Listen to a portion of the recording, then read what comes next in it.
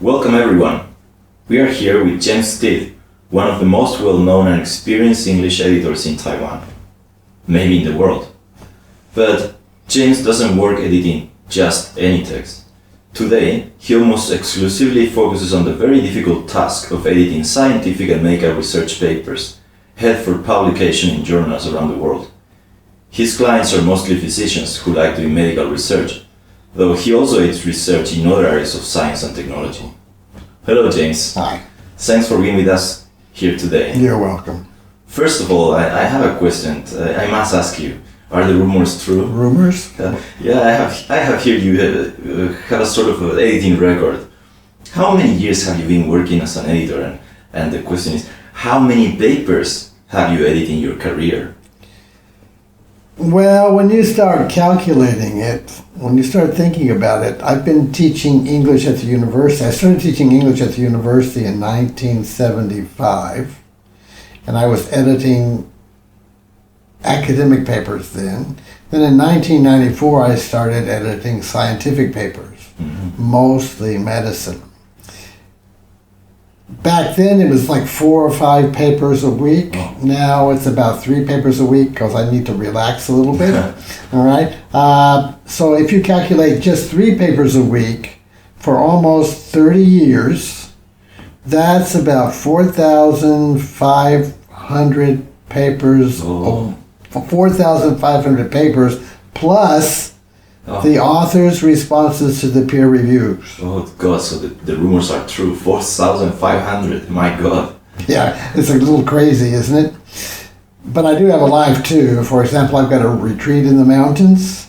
But most people don't know that. They just think that I'm an editing madman.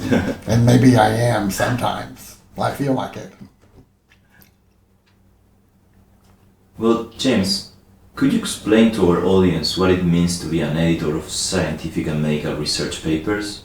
What is it exactly that you do? Well, many editors, they think their job is to be very nitpicky about the grammar, the punctuation, and the spelling. Their goal is to produce a paper that has correct English. But isn't it that the purpose? Yes, in many ways it is. But those editors only correct the English. They don't care about the message.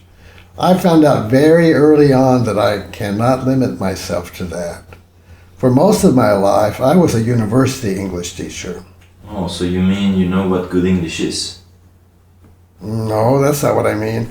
I know that my clients are under great pressure to get their papers published and get promoted. They care about their research and they care about their careers. And if I were them and I cared so much about those things, I would want an editor that cared about them just as much as I do. So, way back in 1994 when I began, I made the conscious decision that I wanted to be, or I was going to be, one of those very caring editors. Like almost like an advisor. Yeah, almost. Like an advisor or a coach. I correct English, of course, certainly, but what I worry mostly about is their presentation. That means where the information is in the paper, their message, their logic, and their style.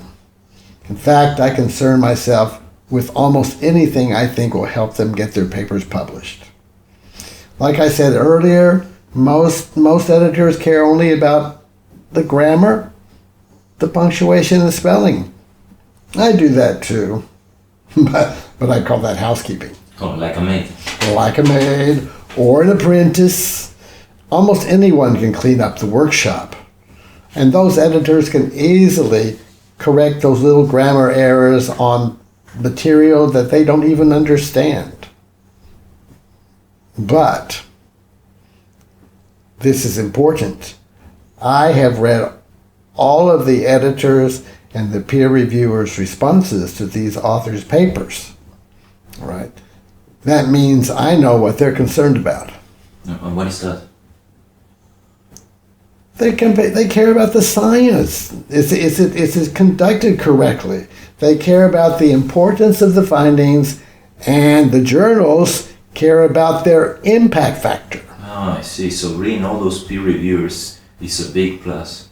It sure is. And another big plus is that I am an educated reader.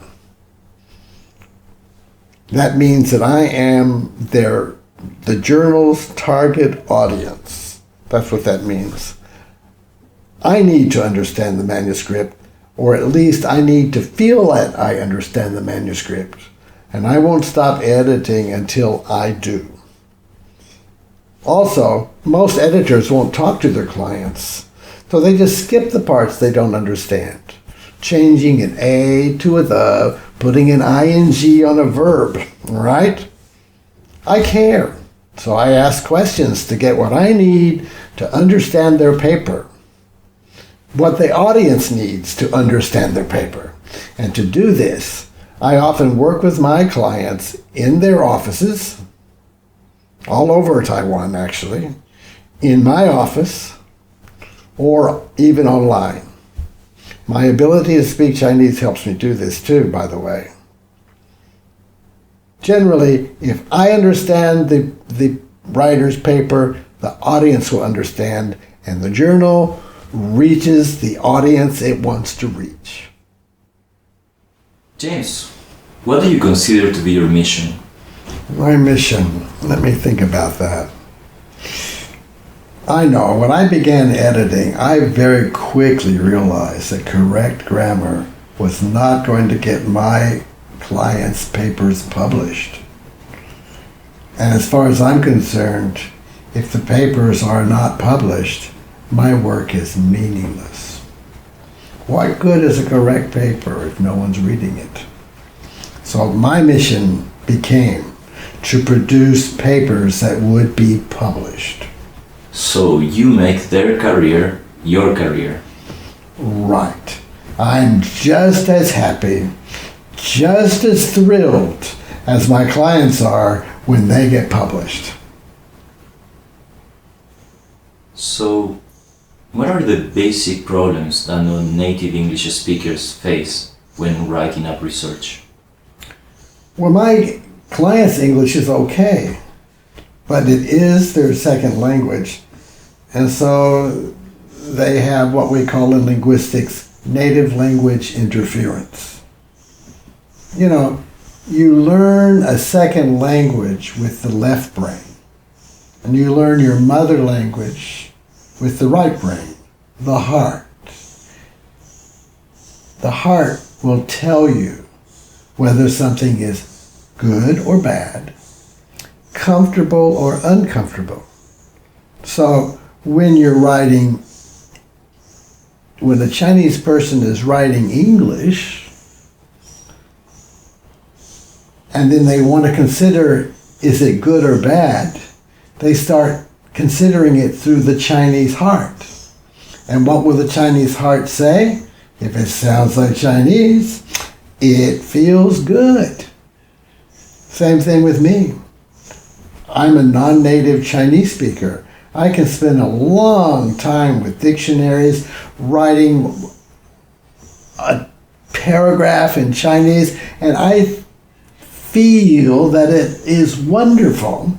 But then when I give it to my colleagues or my friends, they go, "Jim, this sounds terrible. It sounds like English." Why?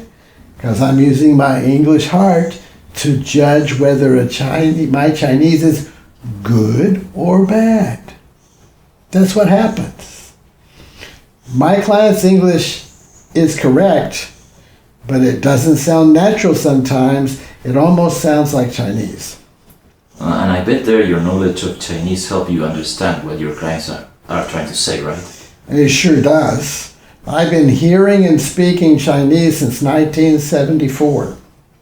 And I've been correcting the English of Chinese speakers since 1976 when I came to Taiwan.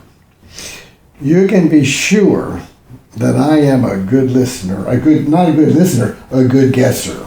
Mind reader. Right. Magic.